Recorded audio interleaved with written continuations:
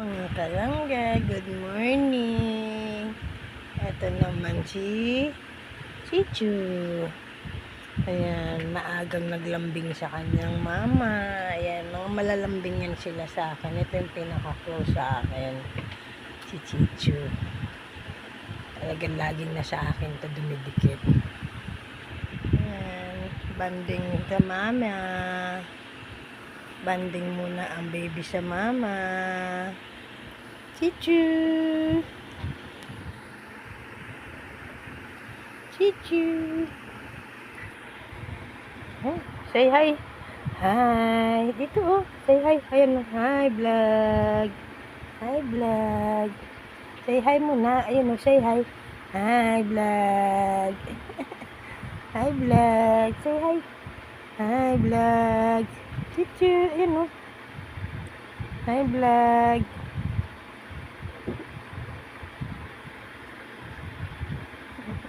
Yung dalawa oh. Ayan oh. Naghaharutan. Ang bunso. Chippy at saka si Maki. Ayan. Hindi pa nakakapagligpit. Si Chichu. Ayan. Nandiyan pa rin sa akin. Habang dalawa, naghaharutan. Diba?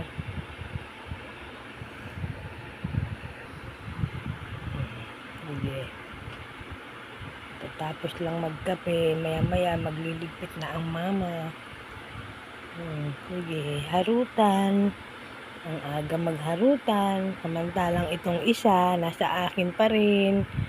Ayaw makipaglaro. Dikit-dikit sa mama niya. Cute nilang panoorin habang naglalaro. Diba? Ang pinaka-close naman itong si Bunso. Ayan, ito si Chippy. Close sa kanyang ate Maki. Ayan. Samantalang nung dumating siya rito, payat-payat.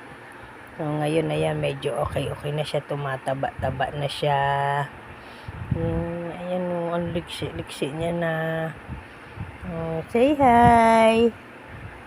Say hi mga kalangga. Dalawa na kami ngayon ng ate Chichu sa aking mama. Say hi. Hi. Hi Bunso Chippy. Tulog pa ang mga ate namin. Lambing na rin yung isa. Napagod makipaglaro sa ate Maki. Chippy? Sus. Ayan. Napagod na siya makipaglaro kay ate Maki niya. Nandiyan na siya ngayon sa mama. Stay siya sa mama, oh.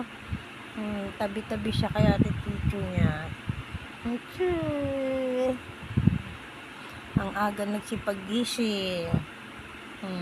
Pikit-pikit na naman siya ng kanyang mata.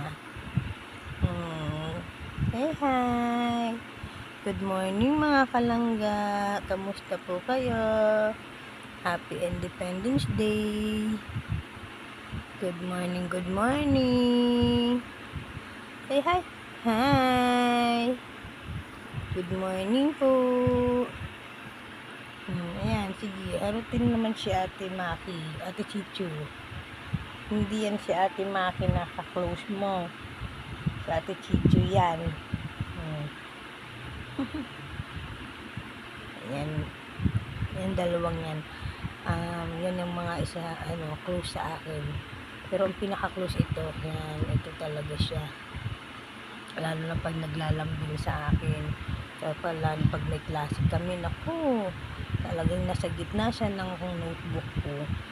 Minsan inaalis na yung cellphone sa harap ko. Nagpapapansin sa akin. Ito naman si Chippy, nung dumating sa amin mga 1 month. Sobrang payat pa niya noon at ang liit. Ngayon, ito na, nakakatuwa. Nakikipagkulitan na rin siya sa ibang mga kakapatid. Magkakapatid na silang lahat dito. Hinaharap niya. No. Huwag mong patulan. Huwag mong papatulan. Napatulan mo naman eh. Huwag mong patulan.